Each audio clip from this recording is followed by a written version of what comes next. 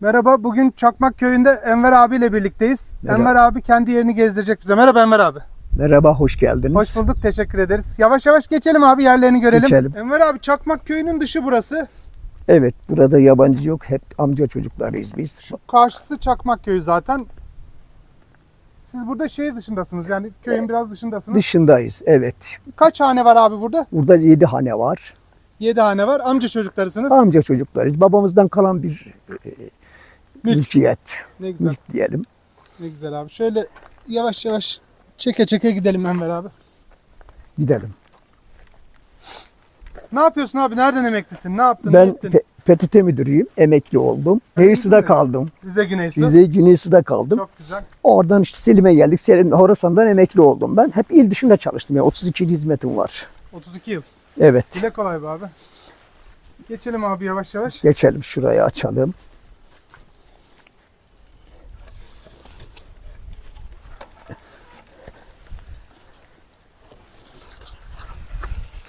Kapatalım mı?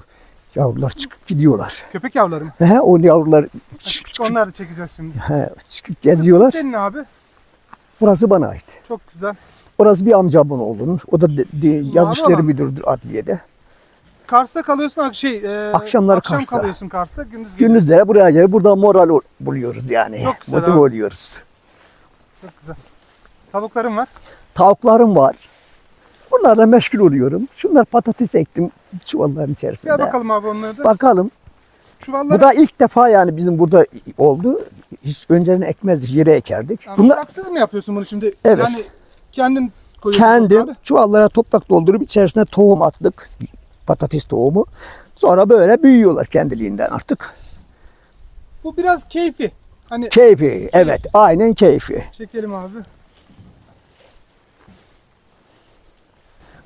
Ürün de verir yakın zamanda. Tabii ki verecekler. Bunlar bir ay sonra yiyilir artık bunları. Öyle mi? Tabii bir ay sonra yiyecek. Gelir yeriz o zaman abi. İnşallah. İnşallah. Burada bir kebap yaparız. Eyvallah abim. Burası da ağaçlarımız var. Meyve ağaçları Hemen dişmiş. şöyle geriden alayım abi. Al. Ne tarafta? Şurası böyle hepsi ağaçtır. Ağaçlıktır burası. Ne meyveler Yeni var? ektik. Kayısı var, elma var. Büyüyecek. Evet. Çok güzel. Şu yapı ne abi? Eski yapı. Bu eski yapı amcamdan kalan bir yapıdır. Uçtu işte şimdi yenisini yaptı amcamın oğlu. Keşke eski yapıya devam etseydi daha güzel Eski değil mi? yapı artık onarılmıyor. Yani Zor mu oluyor? zor oluyor. Daha Oralar imha olacak. Yeniden böyle binalar kurulacak artık Anladım. yerine. Şu aşağıda bir amcamın oğludur. O da yeni yaptı. Gitti o da iş şeydendir. İzmit'te oturuyor. Geliriz, olursa bir gün onu da ziyaretine geliriz abi. İnşallah. O burada yok. Yazın mı geliyor? Bazen geliyor, tatile geliyorlar onlar. O da keyfi. Keyfi, o da keyfi. Şu son tepede bir ev var. O da amcamın oğlu, abimizin evidir. Abimize ait. Köyün dışında çok güzel burası be abi. Valla burası güzel bir yer yani. Biz de seviyoruz biz kendimiz de seviyoruz. Büyüklerimizin eseridir. Allah rahmet etsin onlara. Amin. Burası ne Enver abi? Burası işte hayvanların yeri, kümes. Müsaade var mı? Girelim mi? Tabii gir. Şimdi orada akşamları kalıyorlar. Burada gündüzleri dinleniyorlar. Oo, serin güzel burası. Burada dinleniyorlar. Çok Çıkıp dışarıda gezip gelip burada dinleniyorlar serinde. Akşamlar yerleri burası. kaçmasınlar diye. Tabu akşamları içeri alıyoruz, kapatıyoruz kapılarını. Kaç tane hayvan var abi? 100 tane var. Oo, çok güzel. Kim ilgileniyor yumurtasıyla falan? Gündüz siz alıyorsunuz. Daha henüz yumurtamız yok. Çıkmadı ama çıkar. çıkar. Yakında çıkar. Burada çok güzel senin yapın abi. Burası da güzel. Tabii bu yani kümes olarak güzel bir şey yaptık biz. Yani kümes gibi değil, sanki daha çok böyle hani tavukların evi gibi olmuş. Aynen Uzun bir ev olarak. Yani kümes derken tabii ki Basite kaçmamışsınız. yani biz bir evde oturuyorsak bunlar da otursunlar. Değil mi? Bunların da ihtiyacı Kesinlikle. var. Şu tavanlar falan baksanıza bildiğiniz. Onların da hakkıdır. Kameralarımız var. Bak kameralar var. Kamera niye? Ben kamera takmışım. Evde dışarıda da kameramız var. Her yerde var. Tabii burada kamerasız olmaz. Kötü niyetli insan da var. Olabilir. Doğru diyorsun. Biz kamera, şurada hepsinde kamera var. Bak şurada da var. Şunda kameralar böyle alıyorlar, yukarıya alıyorlar. 3 Çok tane güzel. kamera. Her yeri alıyor komple. Tabii alıyor. Bunların cinsleri ne? Gel Bunlar normal köpektir yani buranın köpeği. Kangal değiller. Kangal değil ama iri köpek güzel. Daha yavru bunlar 2 aylık. Öyle mi? Tabii daha 2 aylık bunlar. Çok güzel. Ama akıllılar yani. Bak hemen seni görünce hücum ettiler yabancıya. Aynen, korudular. Tabii. Gel oğlum gel. Tavuklar oynuyorlar. Onları koruyorlar. Kuşlar falan geldi mi peşlerine düşüyorlar. Hem arkadaşlar. Tabii arkadaş onlarla. Onların evleri de burası. Bu Köpeklerin ikisi de evi mi? tabii bunların evinde yapmışım bak burada. Ya, burası Bunların köpeklerin evi. evleri. Abi burada ev gibi olmuş. Sen hayvanlara hakikaten saygı Yok, ben gösteriyorsun. saygı göstermez zorundayım. Onlar da candırlar Allah yani. razı Allah olsun. onlar da yaratmış bizim gibi. Kümesi gördüm çok oldum. Kameralı kümes daha ne? Evet evet. Burada bunların evleri. Çok güzel. Bak pencereleri var, camlar, her şeyleri var. Oo, mis gibi. Şanslı o zaman senin hayvanın olmak. Ben abi. onları seviyorum. Çok seviyorum. Şey nerede Enver abi? Ev kısmı nerede? Ev kısmımız yukarıda, göstereyim. Şurası da ev kısmımız. Şurası ev yukarısı. Kışın da geliyoruz, bazen geliyoruz böyle 3-5 gün kalıyoruz. Böyle çok kar falan güzel yağdığı zaman buraya geliyoruz. Abi kışın bir gün ben de geleyim. İnşallah beraber geliriz. Geliriz Enver abi. Sobalarımızı kuruyoruz, güzel sıcak yanıyor. Biz de oturuyoruz. Keyif. Keyif evet. Şurası köyün merası. Köy merası, o da hayvanlar da köyün hayvanlarıdır, Çakmak köyünün. Eyvallah abi teşekkür ederim.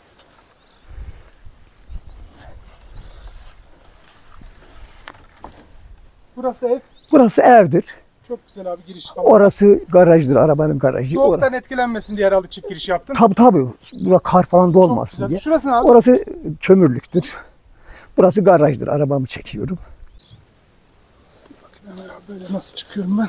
Tamam bir bakın. Hoş Hoş geldiniz. bulduk çok teşekkür ederiz. Nasılsınız? Çok sağ olun, İyisiniz Çok inşallah. teşekkür ederim. Vallahi Tanıştığımıza memnun oldum. ben de çok memnun oldum. Cennette yaşıyorsunuz Enver abi. Çok şükür ya. Çok güzel buralar. Enver abi ne yaptın, ne ettin, nereden emekli oldun? Ben PTT müdürüydüm. Emekli oldum. Nereleri gezdin abi? Ağrı'dan başladım. Ardahan, Erzurum, Bayburt, Rize ve Horasan'dan emekli oldum. Oradan emekli oldunuz. Kars merkezde yaşıyorsunuz. Kars merkezde yaşıyoruz. Gündüzleri buraya geliyoruz. Böyle Stres atmaya. stres atmaya. Çok güzel. Akşamları evimize gidiyoruz. İşte kaç tane tavuk falan var. Onlarla ilgileniyorum. Seviyorum yani o hayvanları da. Size de hobi gibi oluyor. Evet hobi Çok gibi zamanı boşa Çok geçmiyor. Kışın geliyor musunuz? Kışın arada bir geliriz ara sıra. Çok güzel kar yağdığı zaman daha çok geliriz. Karı güzel O oluyor. karı seyrederiz burada. Kesinlikle. Soba var. Sobası var evet. Patates yapılı. Karton muydu? Aynen kartol diyelim. Aynen. Herkes. Eskiden kartol dermişler Kartol değil Biz mi? kartol diyelim altına patates diye yazarız. Aynen patates yazarsın Vallahi altına. çok güzel. Gündüz gece kalıyorsunuz, gündüz geliyorsunuz. Evet. Böyle keyiflik. Çakmak köyünün dışında bir yer burası. Evet burası bize ait. Mahalle mi, mezra mı? Mezradır burası. Şöyle diyeyim ben Masat Mahallesi olarak geçer. Masat. Daha önce buranın yani daha önceki bizim hiç yokken çocukluğumuz dönemleri ya da diyelim öyle Masat köyüymüş burası. Burası büyük bir köymüş. Ha, daha fazla hane var. Yukarıda Tabii. da hepiniz akrabasınız. 3-4 Hep- tane hane var. Evet. Sonra o köylü çekilip gittikten sonra işte katastrofe falan geçince burada bazı kişilere şey yapılmış. Onda rahmetlik babamlar almışlar. Çok güzel yerde almış. Ücreti ödemiş almışlar. Biz aslen Susuzluyuz. Ha.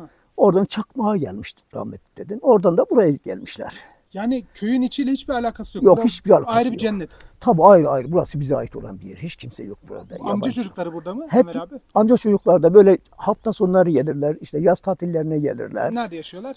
İşte İzmir'de yaşayan var. Şu yukarıdaki ev İzmir'de yaşıyor. Bayağıdır gelinmemiş herhalde. Otlarından falan zor Evet, gelindi. evet. Baktım oraya. Bu aşağıdaki adliyede yaz işleri müdürüdür amcamın oğlu. O da hemen hemen her gün gelir. Akşam da olsa gelirler yani buraya Bir bir şekilde dinlenmeye. kopmuyorlar. Kopmuyorlar. Böyle dinlenme yerimiz yani burası bizim. Abi cidden farklı bir yer. Hani kameraya ne kadar yansıtabildik, ne kadar göstermeyi becerebildik bilmiyorum. Senin sıcaklığın görünmüştür zaten. Onda sıkıntı yok. Allah razı olsun. Siz de Çok öylesiniz. teşekkür ederim. Hani ne kadar gösterebildik, ne kadar anlatabildik. Çekimleri ben elimden geldiği kadar fazla yapacağım ama cidden farklı bir şey. Yani çıkarmayın elinizden. Vallahi şu an düşünmüyoruz. Mesela şurada çok güzel mantar olur o hayvanların Bu otladığı yukarı yerde. kısımlarda, Tabii meralarda. orada mantar olur. Çıkar mantar toplarız. Şu karşıları gezeriz. Yani dinlenme yerimiz diyelim daha doğrusu. Bir de atalarımızdan kalan, babalarımızdan kalan Miras. bir yer olduğu için, miras olduğu için sahip olmak zorundayız. Tarihi var. Tabii ki onların değeri var. Enver Büyüklerimizin. abi, köyde Bahçeli Ev'de mi oturuyorsunuz? Kars merkezde Bahçeli Ev'de mi oturuyorsunuz? Yok ben şeyde oturuyorum. Şehitler Mahallesi'nde oturuyorum. Normal apartman. Apartman, Oradan sonra dairede. burası cennet gibi gelir. Ya torunlarımı getiriyoruz buraya. Torunlarım da bugün yoktular burada. Evet. Onlar gezmeye Allah gittiler. bağışlasın. Dedelerini görmeye, yani gelinimin babasıyla gittiler. Anladım. Dedelerini görmeye gittiler. Ben de yine buraya geldim. Onlarla beraber geldim. Burada gezer, çıkarlar, dolaşırlar. Ya çocuk kendini kurtarıyor ya. Buraya geldiği zaman rahatlıyor ya. O Kendini bile buluyor. rahatlıyor. Yani hayat buluyorlar burada. Hayat Kaçmıyorsunuz. yok. Dolaşsın. Dolaşsınlar, gelsinler kendilerine, bir bakıyorsun oynuyorlar kendilerine. Sonra sakin bir yer, araç. Burası asfalttır. 7 tane köye buradan geçer yolu. Kışın da kapanmaz burası.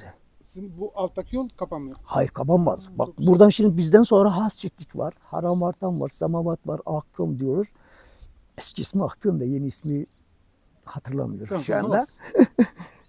O köylere gider yolumuz. Bu tarafta Şurak köyü var yakınımızda. Çok güzel yerler. Yani yol kapanmaz. Burası kışında. Biz mesela burada küçüktük, okula burada gidip geliyorduk ilkokula da. Kars'ta var mıydı okul? Tabii Kars'a gidip geliyorduk. Çakmak'a gitmiyorduk Çakmak'ta yoktu biz. değil mi? Yok. Çakmak'ta okul var da biz Kars daha yakın olduğu için, bir de sürekli yollar açık olduğu için biz buradan Kars'a gidip geliyorduk. Eskiden de yol problemi olmuyordu. Olmuyordu ama şu an daha iyi imkanlarımız. Ben de kışın geldim, yol aslında biraz riskli. Şimdi kenarda eskisini şeyler. daha düşünsen, bir de benim okulu öğrencilik dönemlerimi, o zaman karın üstüne yürüyerek gidip geliyorduk biz yani. Yol bir açılıyordu, o zaman böyle imkanlar yoktu ki. Devlette de imkan yoktu yani. Her şey ileriye gidiyor. Her şey maşallah ileri gidiyor. Allah devletimize zeval vermesin. Çok güzel yardım ediyor. Sularımızı getirdiler, buraya akıttılar. Bizim çeşmelerimiz var. Aşağıda da çeşmelerimiz var. Suyum var, elektriğim var. Tabii her şeyim var. elektriğimiz, her şeyimiz var. Burada telefon da vardı, yeraltı hattımız da vardı. Tabii onları kaldırdık Niye biz. onlar artık lazım değil? Ya onlar boş kaldığı için artık şey yapmadık. Biraz da çürüdü hatlar. 50-60 senelik hattıdılar yani. Bakmadın mı her şeyin bir önü var. Yani İnsan evet. Sonra bir cep telefonları falan çıkınca artık onlara şeyimiz kalmadı. rağbet kalmadı. Rağbet kalmadı. Eskiden büyük paralar verirlermiş. Ben Benim birinden duydum Enver abi. Bir araba parası, bir sıfır araba parası veriyorlarmış. doğrudur. Ben çalıştığım dönemde de öyleydi. Öyleydi değil mi? Tabii. Telefon kara borsaydı. Kara borsa satılıyordu telefonlar. İşte her şey zamanla ulaşılır. Tabii zaman, ulaşım, teknoloji gelişti. Çok şükür yani bu halimize. Yani buraya biz diyorum ya, eskiden kar üstüne gider gelirdik. Her şeyin tadı başkaydı. Zorluk varmış eskiden. Ama o zamanki tat da daha başkaydı. Seviyorduk. Yani şu anda o özlemi istiyoruz. Diyoruz keşke öyle bir kar yağsa, öyle bir güzellik olsa. Buradan kızaklarla gider gelirler. Zil Kızaklar. sesleri falan böyle bu köylüler. Atların zil sesi. Tabii o kadar güzeldik yani o dönemler. Süslü kızaklar. Biz mesela şu yukarıdan aşağı kayardık çocuktuk. Şu tepeden Tepeden aşağı Mezarlık. kayar gelirdik buraya. zaman geçiyor. Yorulmazdık, çıkardık diğeri çıkıp buradan kayalım derdik. Bir başka bir uğraş yoktu. İnternet yoktu. Kafanı Yoktu. harcayacağın başka şeyler yoktu. Enerjini vücuduna harcıyordun. Tabii aynen öyle aynen. Daha güzeldi. Hani sizin kadar yok yaşım. Allah ömür versin ama hani Amin biz de o hepimize. eskileri Allah gördük. size de Güzeldi. ömür versin. Ya biz artık 60'ı geçtik. Bundan Allah sonra ömür Allah versin. sizlere de ömür versin. Genç Sizleri duruyorsun maşallah abi. iyiyim çok şükür. Bir sıkıntımız yok Allah'a şükürler olsun. Morali iyi tutarsan vücutta iyi Ha, kalıyor. yani burası bizim diyorum bir moral kaynağımız. Geldiğimiz zaman buraya Stres şu ağaçlarla uğraşıyorum. Çok güzel. Şimdi demin onlarla uğraştım. Birkaç tanesi kaybolmuştu. Buldum otun içerisinde. Onları da Diplerine ağaç çakıyorum ki yani biçerken kesmeyelim ağaçları. işaret koyuyorsun. Tabii işaret koyuyorum Çok diplerine. Bunları böyle yaptık. Tavuklarımız dışarı çıkıp gitmesinler diye. Şu şeyi. Tabii telif. Yani bu Kaçarlar. etrafı teldir de çittir ama bunlar daha muhafazalı. Buradan çıkamıyorlar. Çok daha güzel. He. Güzel olmuş. Enver abi şey dikkatimi çekti. Böyle ne yaptıysan kaliteli yapmışsın. O Hep mesleki isteyerek hastalık yaptım. bu. Evet aynen öyle. Ben bazen kendi kendime ne diyorum. Dairede de öyleydim ben. Dairemde de işimde de öyleydim. Hep arkadaşlar derdiler ya sen ne kadar meraklısın. İşimi düzgün yapmak. Mesela ben bir iş yapacağım zaman diyelim yarın benim yapacağım bir iş var. O olur ki insan da unutuyoruz yani her şey aklımızda olma. Hemen not alırdım o gün. Yarın ki takımın üzerine önüme masama koyardım. Ondan sonra yarın geldim mi ilk işim ona bakardım. Söz uçar yazı kalır. Aynen. Enver abi ben de hayata o şekilde bakıyorum. Hani iş hayatım da öyleydi. Yapmak istediğim şeyleri düzgün yapıyordum. Hani bir denetleme geleceği zaman herkes bir telaş olurdu. Ben gayet rahat olurdum. Çünkü rahatsın. Çünkü her zaman denetleme Hazırsın var gibi çalışıyorum. sen. Hazırım, hep hazır. Evet. Yani haberliğe de hazır, habersize de hazır. O şeyi mesleki hastalık olarak tavukların oraya görünce tamam dedim. Yani tepesi tahta, içine sıcak gelmesin. Ben Süpersiniz. mesela dairede de çalıştığım zaman vatandaş yani bir kağıt basaydı hemen kaldırırdım. Bizzat kendim bile kaldırırdım yani onu. Derdim ki hayır atmayın ya da uyarırdım. Veyahut da derdim ki arkadaşlar temiz tutun. Örnek oluyordunuz. Tabii geliyorlar çünkü. Vatandaş geliyor yani bizi görüyor. Bizi nasıl görseler öyle kabul ederler. Şöyle de var Enver abi, küçük yerler için söylüyorum. Örnek veriyorum, gelen kişi okumamış veya bir tahsili yok. Yani siz orada okumuş bir birimin başındasınız. Siz ona örnek oluyorsunuz. Yani olmak zorundayız. Yani tabii ki mümkün mertebe hani siz daha nasıl diyeyim size, hani daha birçok şeye dikkat etmek zorundasınız ama adam gözünün ucuyla bakıyor. Hani buranın yetkilisi ne yapıyor? İşte bir çay içişiniz, bir kağıdı yerden alışınız belki bir insanın hayatında bir şey değiştiriyordur. Aynen öyle oluyordu. Zaten halk da öyle diyordu. Diyorlar ki ya müdürüm böyle bir çok dikkatsiz her şeye dikkat ediyorsunuz. Bu da benim mestanım. Gel oğlum gel. Gelir mi? Evet tabii gel Gel bakın oğlum, gel. gelsin, Mestan gel. gel. Gel yanıma. Gelmedi. Gel bak. Gel bakayım şimdi gelecek o bana. Gel Çok tatlı. bak. Ve o bana geldi. Seni yabancı zannediyor. Biliyor, tanıyor yani burada. Hayvanları Ben şimdi arabayı da tanıyorlar. Hemen ben buraya döndüm mü yoldan bir bakın koştular yola. koşa koşa geliyorlar. Koşa koşa geliyorlar. O da güzel bir Onlar da oradan pencereden bana bağırıyorlar yavrular. Köpek yavrularım. hepsi karşı. Onlar da oradan camdan bana bağırırlar. Gider açarım. Onlarla biraz oynarım. Tavuklarımı bırakırım. Onlarla uğraşırım. Tavuklar yumurta vermiyor dedin. Küçükler mi? Şu anda küçükler onlar. Ne zaman vereceğim ben? Yani bir ay falan sürer daha. 100 tane yumurtayı ne yapacaksın? Şimdi daha bir artıracağız. Kuluçka makinamız da var. Tabii Fazlalaştıracaksınız. hazırlaştıracağız yani. Yumurtalarda bağlantı yaparız. Bir yerlere veririz. Verilir niye Vatandaşa veririz. Ne Köy olacak yumurtası. yani? Aynen öyle. Kaç tavuk olur orada? Şu an Çok büyük. orası en az 500 tane alır. 500 tane tavuk böyle bir ticari tat verir mi? Yoksa Tabii daha ki. fazla mı olması lazım? Daha hayır ver yeterli.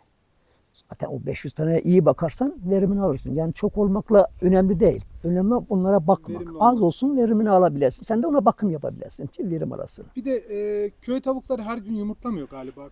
Besi Bunlar tavuğu gibi. işte onun için biz değiştirdik cinsini. Bu tavukları aldık biz. Ankara'dan getirdik. Bunlar her gün yumurtluyorlar. Daha o işe yatkın. Tabii. Bunlar da küçük civciv bir aylık falan da biz getirdiğimizde 2 aylık falan oldular şimdi. Enver abi hem size meşgale oluyor hem hani bir şekilde hizmet. Sonuçta bu isteyen insan herkes üretmiyor sonuçta. Köy yumurtası yiyecek. Yani şimdi ben Kars'ta oturuyorum. Kars'ta gezecek olsam nereye gideceğim? Ya kahveye gideceğim ya bilmem nereye gideceğim. Tamam namazımızı kılıyoruz çok şükür. Gidiyoruz amin cümlemizin. Camimize gidiyoruz. Camiye gideceğim vakitler bellidir. Şimdi hep camide oturacak halim Ne yok. yapacaksın onun dışında hiçbir şey. Kahveye gidecek durumda değilim. Ben sevmiyorum kahve Kahve işine ben hayatını. karşıyım. Ben de sevmiyorum. Daha önce giderdik. Gençliğimizde gider çayma içerdik. Belki otururduk ama ben belki bir 20-25 yıldır hiçbir şekilde uğramam kahveye. Şöyle olur. Örnek veriyorum, ben köyleri gezmeye çıkıyorum. Güzel bir şey çıkar mı? Hani size rastladığım gibi güzel insanlar çıkar mı? Köy kahvesi görüyorum, oturuyorum, bir bardak çay içiyorum. Tabii ki. 10 dakika sohbet o kadar. Ama yok oturuyorum, zaman geçireyim, o biraz angarya geliyor bana. Yok ben kahve hayatım yoktu. Ben kahveyi sevmem. Böyle gelirim. Doğayı seyrederim. Çok güzel. Ben, zaten bana hep diyorlar. Ben 2015'te emekli oldum. Ya diyorlar ki emekliler çok çabuk ölürdü ama sen hele ölmedin de. Çok iyi gitsin abi. Diyorum ki ya ben doğaya bak. Doğanın içinde yaşıyorum. Bak ne kadar güzel temiz hava. Kesinlikle öyle. Ya apartmanda oturuyorsun. Çocuklar bile, ben torunlarım buraya geliyorlar. Sıkıntı apartmanda. Ama buraya da zaman bir güzelleşiyorlar. Böyle bir rahatlıyorlar. Stres olmuyor adamda. Stres atmıyor, atıyorlar. Kaç tane torun var? Benim 2 tane oğlan torunum var. Allah bağışlasın. 3, 5, 6 tane de kızlarımın torunları var. Onlar da İstanbul'dadır bir tanesi. Geliyorlar mı? Geliyorlar, yazları geliyorlar. Biri Erzurum'dadır, bir de Rize'dedir. Tabii Rize'de çalışırken oradan da akraba olduk. Eniştemiz, damadımız da orada. Aa, çalıştığın yerden bir şekilde buluyor, denk geliyor. Valla biz 2005'te tayin olduk geldik. 2014'te onlar geldiler. Düşün 9 sene sonra geldi bizi buldular. Allah razı olsun yani seçtiklerine göre, değer verdiklerine göre tabii ki Allah'ın da takdiriydi, kaderiydi yazılmıştı. Kesinlikle öyle. Enver abi şey belli zaten. Hani sıcak bir insansın, iyi bir insansın. Sana da kötü Ben denk severim gelmez. yani. Mesela ben her çalıştığım yerde de dairemdeki arkadaşlarıma da hep söylerdim, personellerime de. Ben 7 yıl memurluk yaptım. 25 yılda müdürlük yaptım. Evet. Ben mesela müdürlük yaparken de ben personelimde aynen arkadaş gibiydim. Yani müdürüm ama ben dairede müdürüm. Dışarı çıktım olay bitmiştir. Derdini Arkadaşım anlıyorum, ben. dinliyorsun. Derdini anlıyorum, Otururuz, dinliyorum. sohbet ederiz, pikniktir, şudur, bu gezeriz, eğleniriz ve onlar da hep şunu derdim. Bakın derdim. Buraya gelen vatandaşların büyükleri bizim abilerimiz, babalarımız, dedelerimiz, Evet. hanımları bizim teyzelerimiz, büyükleri, küçükler de kardeşlerimizdir. Siz kendi annenizi, babanızı düşününce bir memurun karşısına geçtiği zaman belki okur yazar olmayabilir. Haşa ben hakir görmüyorum da olabilir yani. Eskiden okul yoktu değil mi yani? Bilmeyebilir. Sizin annenize ya da işte dedenize, babanıza yardımcı olmayıp da hakaret ederseler nasıl zorunuza gider? Onu düşüneceksiniz. Kendinizi o vatandaşın yerine koyacaksınız. Ondan sonra hizmet yapacaksınız. Hizmete geçeceksiniz. Enver abi, empati yapmak işte basit. Yani karşıdakinin yerine koyarsan kendini. Dediğiniz gibi okuma yazma bilmeyen de gelecek. Olabilir canım. Ben saygı Bir şey duyarım. O zaman yoktu, okul yoktu. Şimdi Ne de var yapsın okuma bu? yazma bilmeyen. Türkçe Bilmeyen yine bilmeyen vardı. Yine vardı. Ama saygı duyarım. Olabilir. Yardımcı olacağız. Bağırabilir. Bazen Yaşlıdır. gereksiz stres yapıyorlar. Bağırabilir. Tamam eyvallah dersin. Ben yapardım bazen. Mesela arkadaşlarım ben personel derdi. Ya müdür bey sen çok merhametli davranıyorsun. Adam sana bağırdı, bize bağırdı. Sen aldın içeride çay içirdin. Evet çay içirdim. O utanır ama. Yani bağıran adamı davet edip çay içersen o Şimdi- utanır. Benim ilk memuriyetimde Ağrı'da çalışıyordum. Bir tane bir vatandaş geldi. Tabii ben kalabalık, Ağrı büyük de bir merkezdi yani o zaman. Ben havalede çalışıyordum o zaman. Havale ödeme yapıyordum. Geldi bana işte dedi ki millet böyle uzunca kuyruklar var. Okul var, üniversite falan da var. İşte dedi ki ben param yanlış dedim. Yarın kimliğinizi bakayım dedim. Sonra ben kimlik isteyince bu öyle Ramazan ayıydı üstelik. Açlıkta vurmuş biraz. Böyle attı kimlikler tepeme. 3-4 tane kimlik saydı bana. Ben de böyle bir baktım. Ama seslenmedim. Şeyi çıkardım. Evrakları. Baktım ki onun değil para. Onun aracılığıyla. Ha. Dedim ki hani artık dedim bir şey demeyeyim de buna. Dedim ya bu para size ait değil. İşte ismini söyledim. Dedi o benim eşimdir dedi. Tamam dedim eşiniz gelsin eşinize vereyim dedim. Yani ben senden kimlik bir tane istedim. 5 tane kimlik istemedim. Niye böyle yapıyorsunuz dedim. Neyse eşi de oradaydı. Meğer orada tanımadığım için ben dedi tamam dedim ödeyeyim. Sonra ödedim parasını geçti gittiler. Bayramdan sonraydı işe başladık göreve. Bir baktım ki bizim odacı arkadaşımız geldi. Dedi ki seni şef çağırıyor dedi. Ben de daha yeni memurum ya şef ben neye çağırıyor yani daha asaletim de tasdik olmamış benim. Neyse gittim şefim beni çağırmışsınız dedim. Baktı böyle karşındaki adamı görüyor musun dedi. Baktım ben bana kimlikleri atan adam. Evet dedim o kimlikleri bana üzerime atmıştınız dedim siz dedim. Evet dedi ben geldim helallik almaya senden dedi. Utandı. Ama nasıl utanır? Demin dedin ya utanır. Açık olur. Ben geldim de helallik almaya dedi. Allah razı olsun dedi. Sen bir şey demedin hanımın yanında dokunmadın bana dedi. Ben dedi dışarıda birisiyle bankada birisiyle tartışmıştık. O hırsla sana geldim dedi. Güzel bir çevirme olmuş kesinlikle. Ondan sonra biz onunla dost olduk. Öyle başlar ya kavgayla. Dost olduk. Tabi orada barıştık, bayramlaştık. Tamam helal olsun falan dedim. Helallaştık. Sonra biz dost olduk. Her gün postanın önüne geçerken bana bir günaydın derdi geçerdi. Geçemez artık o. Mahkum olmuş size. Şey var Enver abi. Hani kültürümüz gereği eşlerimizin yanında hakaret edilmeyi sevmiyoruz veya ters davranılmayı sevmiyoruz. Ama işte şunu görmüyoruz. Eşimiz yanındaysa bizim daha yumuşak davranmamız lazım. Değil mi? Kesinlikle. Ben mesela çocuğuma da diyorum, oğlum araba sürüyorsunuz. Bak eşiniz çocuklarınız yanında. Zaten her zaman sakin olun da trafikte sakin 3 olmak kat fazla gerekiyor. sakin ol eşin yanındaysa. Ama eşinizin yanında inersin bir şey der sana. Kaldıramazsın. Kendini bilmez bir insana karşılaşırsın. Kaldıramazsın iş büyür. Büyütmeye gerek yok. Tamam Hiç gerek olay yok Emre. kapatırsın geçsin gitsin. Kesinlikle öyle.